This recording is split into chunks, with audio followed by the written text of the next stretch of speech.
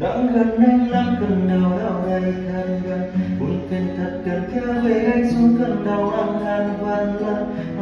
vạn lần môi này vai chết trong sự say không cạn dần, nụ cười cạn dần môi này vai gánh chịu cơn đau lên thăng,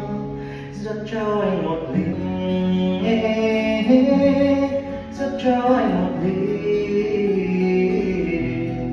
rất thêm anh một ly,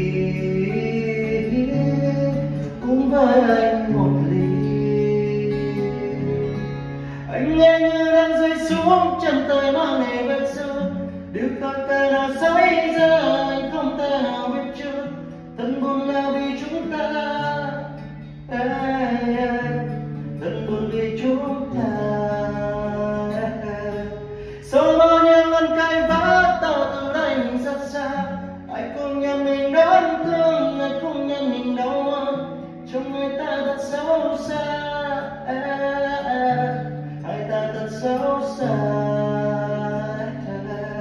Anh ghét đến ngày hôm nay.